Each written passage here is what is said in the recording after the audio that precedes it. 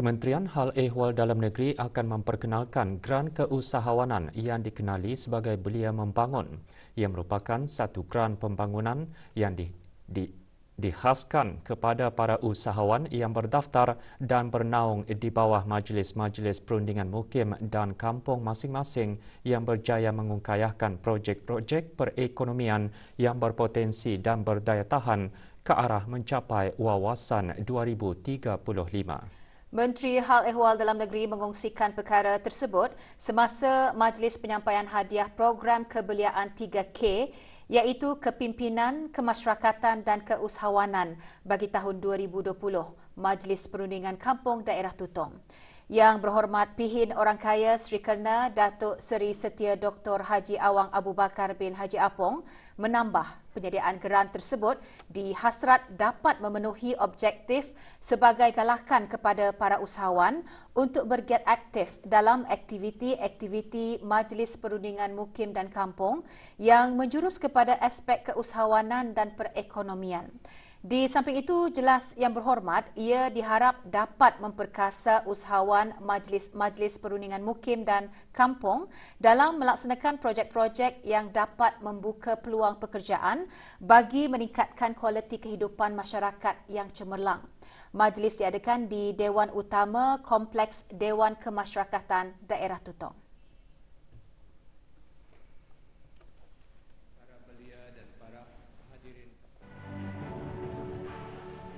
Majlis diteruskan dengan penyampaian hadiah kepada para pemenang projek Belia MPK Merimbun dan Kuala Ungar iaitu tempat lawatan Labulicious menjuarai pertandingan.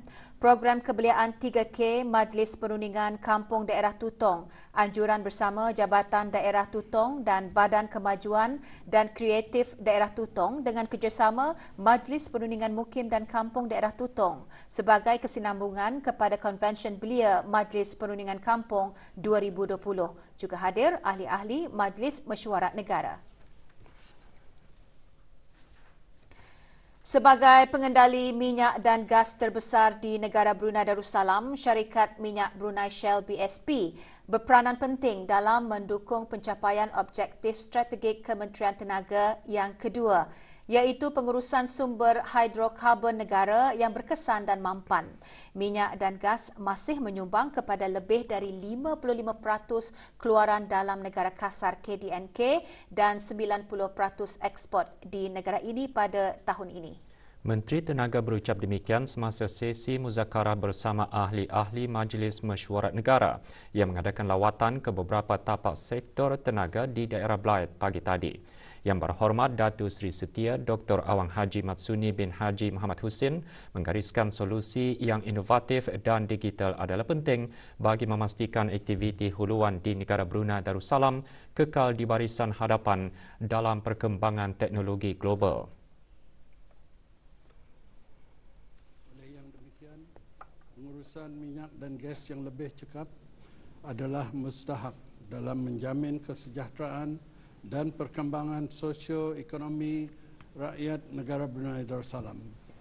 Antara inisiatif bagi meningkatkan lagi pengeluaran minyak dan gas adalah dengan pembangunan marginal fields serta penggalakan penerokan bidang-bidang yang baru dalam sektor tenaga huluan seperti penerokan deep water ke arah mencapai sasaran pengeluaran minyak dan gas sebanyak lebih dari 350 juta barrels of oil equivalent sehari menjelang tahun 2025. Bidang deep water merupakan bidang baharu yang belum pernah diceburi dan ianya memerlukan kepakaran yang sangat khusus dan Kementerian Tenaga akan bekerjasama dengan pihak-pihak pengendali dalam memastikan agar dalam penyediaan kepakaran khas yang diperlukan, anak-anak tempatan negara Brunei Darussalam hendaklah diutamakan. Terdahulu, rombongan ahli Majlis Mesyuarat Negara mengadakan lawatan ke Loji Tenaga Suria Brunei TSB. TSB ditubuhkan sebagai bukti komitmen negara dalam memajukan teknologi tenaga yang diperbaharui. Sejak beroperasi pada tahun 2010, loji tersebut dibangunkan melalui kolaborasi bersama antara Kerajaan Kebawah Duli Yang Maha Mulia, Paduka Seri Baginda Sultan dan Yang di-Pertuan Negara Brunei Darussalam dan Jepun. Ketika ini, TSB menyumbang kira-kira 0.14% jumlah keseluruhan kapasiti penjanaan tenaga negara. Selain itu, Ibu Pejabat Syarikat Minyak Brunei Shell BSP dan Industri Baja Brunei di Tapak Industri Sungai Liang Spark juga menjadi tumpuan lawatan. Di BSP, rombongan berpeluang mengunjungi pusat data baharu syarikat tersebut. Antara pencapaian penting yang dikongsikan ialah projek cerdas yang bertujuan mempertingkatkan kesaling hubungan BSP. Juga hadir Datuk Seri Paduka Awang Haji Mat Satejo bin Sokiau, Timbalan Menteri Tenaga. Oleh ahli-ahli yang berhormat pada tahun lepas. Kaedah berkesan dalam pengajaran bahasa Arab antara perkara yang dibincangkan semasa Bengkel Lughatul Mu'allim. Bengkel tersebut merupakan sebuah program yang diperkenalkan Kolej Universiti Perguruan Ugama Seri Begawan khusus bagi guru-guru yang mengajar mata pelajaran bahasa Arab di sekolah-sekolah Arab di bawah Jabatan Pengajian Islam Kementerian Hal Ehwal Ugama. Ia bertujuan membantu meningkatkan kemampuan para guru dalam menguasai kaedah dan teknik pengajaran dan pembelajaran bahasa Arab. Pembukaan bengkel tersebut berlangsung petang tadi di Kolej Universiti Perguruan Ugama Seri Begawan.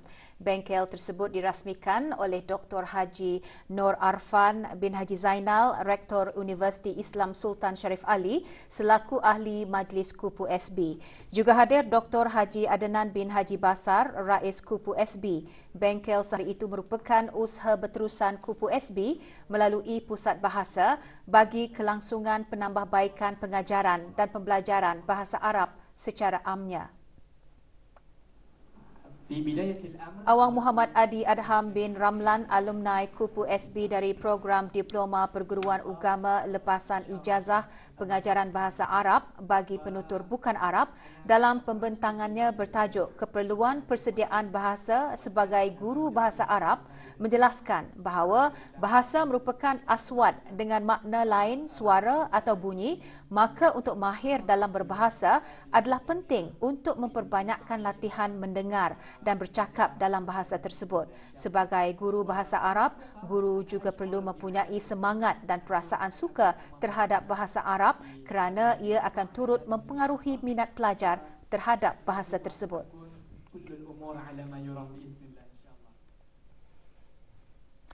Perkembangan situasi jangkitan COVID-19, 5 kes aktif masih dirawat di Pusat Pengasingan Kebangsaan, manakala tiada kes baharu jangkitan COVID-19 dicatatkan hari ini.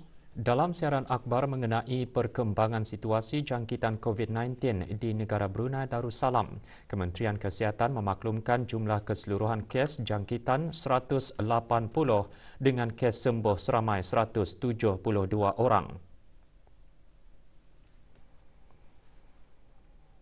Kes terakhir jangkitan tempatan COVID-19 dilaporkan pada 6 Mei lalu, manakala jumlah kes import sejak kes jangkitan terakhir tempatan dilaporkan sebanyak 39 kes.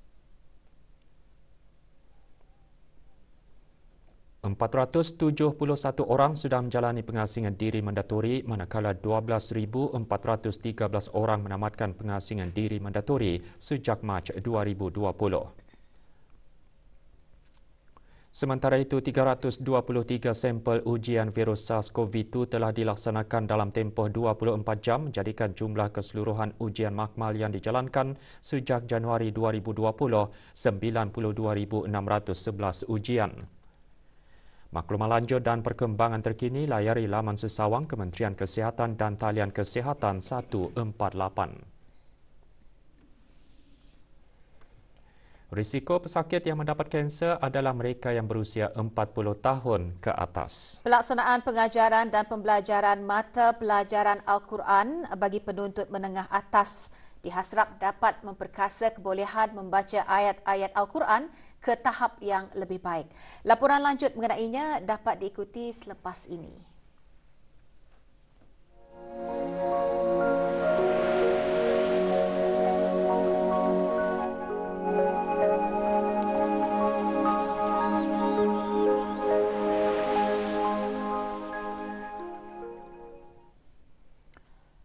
Bilangan kes kanser baharu di negara ini semakin meningkat tiap tahun. Tahun lalu sahaja lebih 900 kes kanser baharu dilaporkan. Perkara tersebut dikongsikan oleh Dr. Raden Mas Jeffrey bin Raden Mas Ismail, konsultan perubatan pakar onkologi Pusat Kanser Brunei TBCC, Pusat Pakar Pantai Jerudong, semasa temu bual dalam wawancara rampai pagi-pagi tadi sempena Hari Kanser Sedunia. Antara kanser yang kerap terjadi adalah seperti kanser payudara, kanser usus besar dan kanser pangkal rahim yang terjadi pada wanita. Kanser usus diikuti dengan kanser paru-paru dan kanser prostat juga mudah didapati dari pesakit lelaki. Bukan saja Dr. Raden Mas Jeffrey turut menjelaskan bahawa risiko pesakit yang mendapat kanser adalah mereka yang berusia 40 tahun ke atas. Walaupun tahun lalu negara berdepan dengan cabaran COVID-19, namun rawatan kanser di negara ini dapat dilaksanakan dengan baik. Menjadi punca utama kematian di kebanyakan negara termasuk negara Brunei Darussalam. Jadi UICC menyarankan 3. Satu, pencegahan. 2, pengesanan yang awal. Jadi macam mana? Dengan cara yang cost efektif seperti screening. Dan ketiga, menyokong pendidikan yang terbaik untuk mendapatkan rawatan terbaik untuk mana-mana tahap kanser. Risiko yang macam apa yang kita makan, apa yang kita buat. Yang pertama tu merokok. Janganlah merokok, hai. Di negara Brunei Darussalam alhamdulillah diharamkan merokok. Kedua, jaga makanan. Jangan kita makan banyak makanan yang berproses. Pada tahun 2012, WHO mengatakan jangan makan daging yang berproses. Bukannya daging menyebabkan kanser. Daging yang berproses, yang masuk dalam tin. Daging yang berproses macam sausage, macam burger. Daging yang disalai, dibakar banyak. Jadi yang tu bakarannya ada yang punya chemical change. Kalau kita bersenam banyak, jantung kita lebih sihat, berat badan kita kurang. Bila berat badan kita kurang, risiko untuk diabetes, kencing manis kurang, risiko untuk kardiovaskular kurang, dan memang ada proofnya, risiko untuk setengah-setengah kanser itu kurang. Dengan tema I Am and I Will, pada tahun ini pelbagai aktiviti akan diadakan oleh Pusat Pakar Pantai Jerudong seperti virtual run dan cabaran 21 hari. Pada kebiasaannya, jika seseorang itu menghidap kanser pada tahap awal, mereka tidak akan menunjukkan sebarang simptom dan hanya dapat diketahui dengan pemeriksaan kesihatan. Dengan melakukan pemeriksaan awal, kanser dapat dicegah atau dikawal dengan baik di samping mengamalkan gaya hidup yang sihat.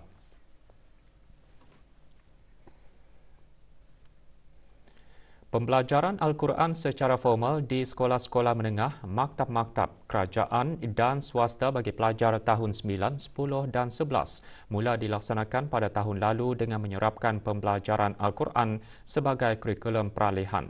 Bermula pada tahun ini, pelaksanaan pengajaran dan pembelajaran mata pelajaran Al-Quran bagi tahun 9 dijadikan sebagai satu mata pelajaran berasingan dikenali sebagai mata pelajaran Al-Quran dengan menggunakan sukatan kurikulum tetap.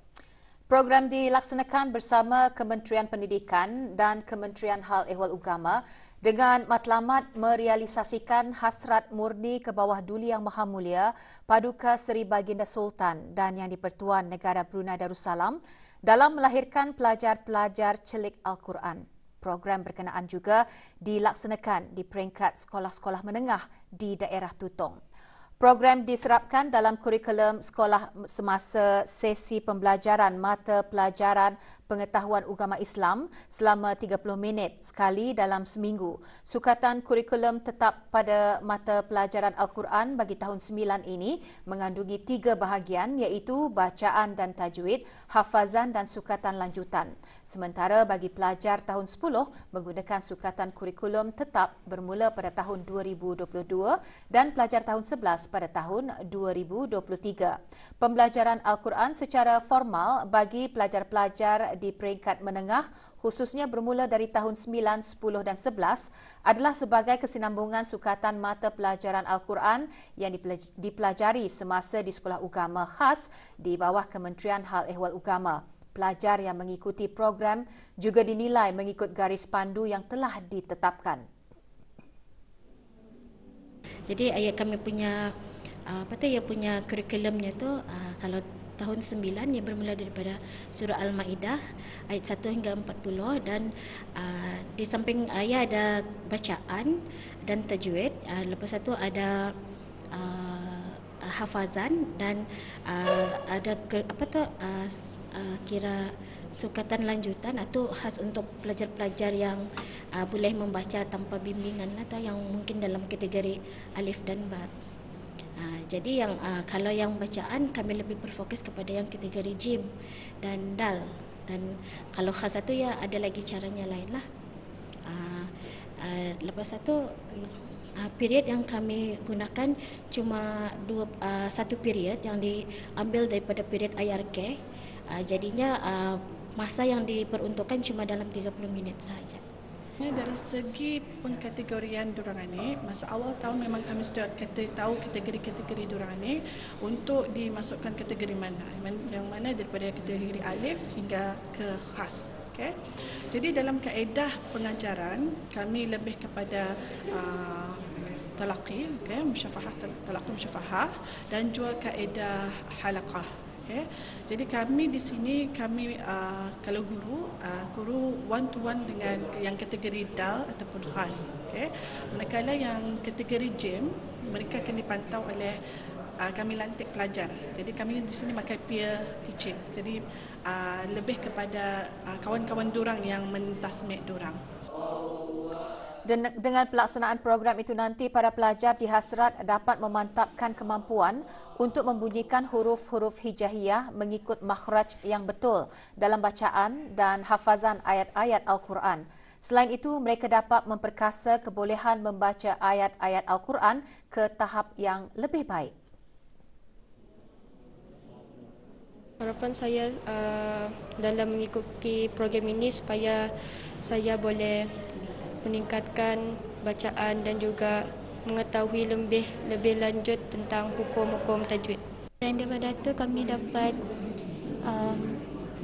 menghalusi segala tajwid, hukum-hukum supaya kami ingat supaya lebih lancar. Mudah-mudahan dengan adanya program ini kami dapat membaca lagi dengan lancar dan tidak lupa pada Al-Quran sebagai amalan seharian. Program Taklimat Kenegaraan Raja Kita Menghayati Bendera dan Lagu Kebangsaan Negara Brunei Darussalam merupakan usaha berterusan Jabatan Penerangan agar para pelajar sekolah dapat menyemai rasa cinta terhadap raja, agama, bangsa dan negara. Program yang bertujuan untuk mengukuhkan lagi semangat solidariti, patriotik dan kenegaraan yang tinggi dalam diri pelajar petang tadi dilaratkan ke Mahat Islam Brunei, daerah Tutong. Program kendalian unit kenegaraan ini dihadiri oleh lebih 70 orang penuntut tahun 7 Mahat Islam Brunei. Taklimat kenegaraan yang disampaikan oleh Dayang Hajah Nur Hijrah binti Haji Idris, penolong pegawai penerangan, antara lain menyentuh mengenai Raja Kita, tata cara menaikkan dan mengibarkan bendera negara dan sejarah lagu Allah Peliharakan Sultan.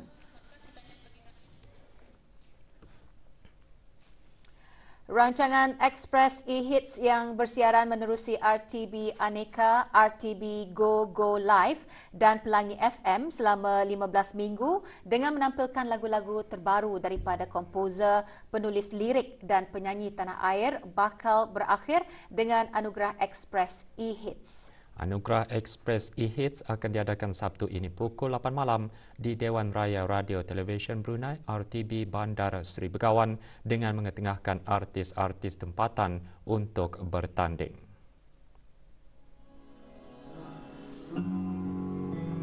Dayang Nur Hasimah binti Haji Bungsu, penerbit eksekutif rancangan Express E-Hits, semasa ditemu bual berkata rancangan tersebut mempunyai keistimewaannya tersendiri iaitu bersiaran secara langsung selain daripada menampilkan carta-carta 10 teratas Top 10 Express E-Hits. Para penyanyi tempatan juga diberikan peluang untuk mempersembahkan lagu mereka mengikut kreativiti masing-masing. Melalui rancangan tersebut, diharap akan menjadi landasan kepada para penggiat seni tanah air untuk berkarya dan menghasilkan lagi lagu-lagu yang lebih berkualiti. Dan anugerah ekspresi ini kita berharap ianya akan menjadi benchmark kepada komposer, penulis lirik dan penyanyi untuk berkarya dengan lebih kreatif dan akan menghasilkan lagu-lagu yang berkualiti, dan bukan saja ia dapat dipertandingkan di negara kita ni, malahan sebenarnya kebanyakan lagu-lagu itu boleh dipertandingkan di peringkat antarabangsa nanti. Jadinya di sini kita melalui ekspresi hit ini akan menyuntik semangat mereka untuk lebih berkarya dan dalam mencipta lagu-lagu yang berkualiti. Walaupun berhadapan dengan cabaran dan halangan, rancangan Express E-Hits ini dapat berjalan dengan lancar hasil kerjasama penerbit dan kumpulan unit reality TV serta perbincangan bersama pihak-pihak yang terlibat bagi sama-sama menjayakan program ini. Rancangan tersebut juga mengambil masa 3 bulan untuk menjayakan setiap episod yang menampilkan lagu-lagu baru. Anugerah Express E-Hits yang akan diadakan Sabtu ini diharap akan menambah baik lagi rancangan tersebut.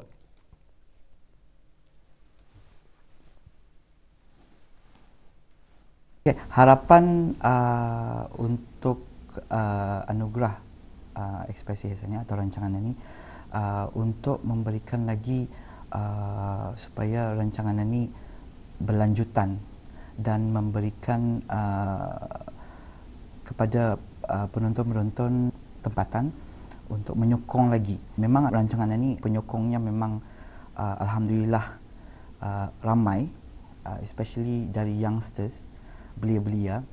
Jadinya harapan saya sendiri rancangan ini dapat diterima lebih banyak lagi oleh bukan saja dari kaum belia, maybe dari secara umum lah.